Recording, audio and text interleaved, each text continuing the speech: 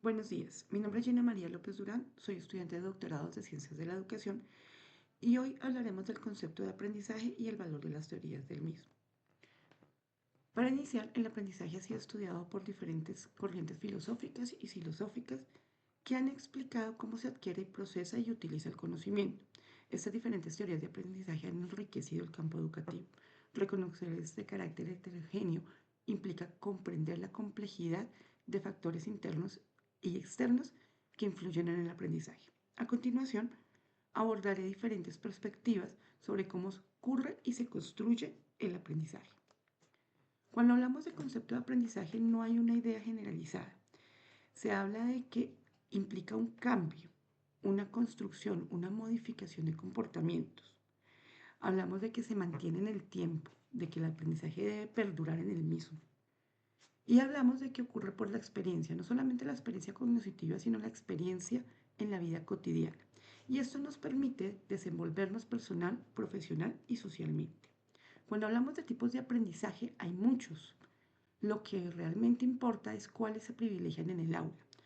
De todos estos que están acá, podemos ver en nuestras aulas que se privilegia uno u otro. La pregunta está en si el aparato educativo o si el currículo que nosotros enseñamos privilegia, por ejemplo, el aprendizaje repetitivo, que simplemente es repetir y aprender cosas momentáneamente, o si privilegia el aprendizaje significativo, donde la relación que le doy al estudiante la asocia o la relaciona con su contexto.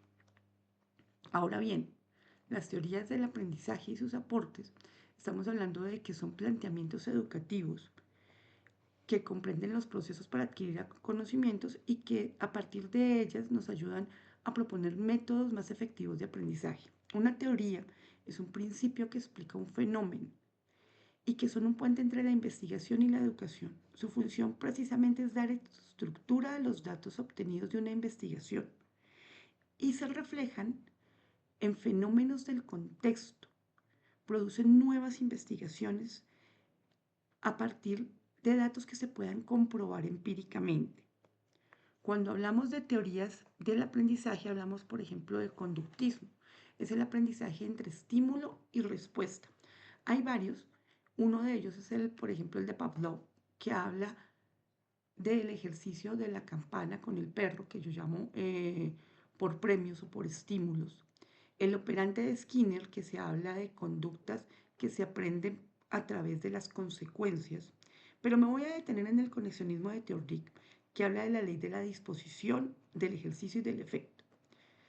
Por ejemplo, cuando una persona se está enamorando, hay una disposición porque las conexiones neuronales se empiezan a activar cuando hay ese gusto y esa predisposición para el enamoramiento. Se habla de la ley del ejercicio cuando ya ocurre el enamoramiento y empiezas a andar con esa persona todo el tiempo. Entonces, por asociación, vas teniendo mucho más contacto con el aprendizaje. Y se habla del efecto cuando efectivamente tú por hacer cosas buenas, por dar regalos, por actitudes positivas, refuerzas ese conocimiento. Pero cuando hay una actitud negativa, cuando hay una infidelidad o un problema, esa conexión se debilita.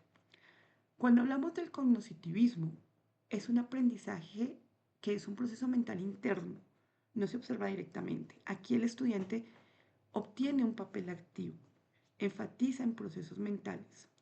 El procesamiento de información se da porque el sujeto adquiere, construye, organiza, codifica y almacena en la memoria. Funciona más o menos como un computador. Me voy a tener en el cognitivismo social de Bandura, cuando habla de la importancia del entorno social y de cómo aprendemos por modelos y por observación.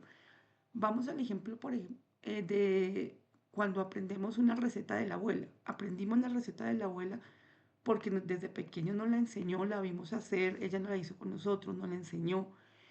Y cuando crecemos y la abuela ya no está, nosotros la reproducimos como ella nos la enseñó, la volvimos a hacer y no solamente la aprendimos, sino que estamos recordando lo que la abuela hizo.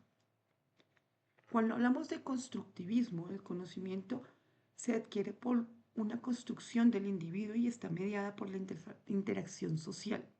En el aprendizaje significativo de Ausubel, por ejemplo, habla de una estructura previa del alumno y de que el conocimiento perdura en el tiempo según la relevancia que éste tenga para esa persona. Cuando hablamos del socioconstructivismo de Vygotsky, hablamos de un aprendizaje que es influido por la cultura. Y hay una diferencia muy importante entre lo que el sujeto aprende por sí mismo y lo que el sujeto logra en conjunto. Cuando hablamos del desarrollo cognitivo de Piaget, hablamos de cómo las etapas evolutivas de desarrollo físico están estrechamente ligadas al desarrollo cognitivo y el aprendizaje. Y el proceso se da por asimilación, acomodación y equilibrio. Pero me voy a detener en el aprendizaje por descubrimiento de Burner, cuando se dice que aprende de la investigación y de la resolución de problemas. El individuo construye su mundo de acuerdo a cómo lo comprende. Y habla de la representación en activa, icónica y simbólica. Para esto me voy a valer de una de las pinturas de Magritte.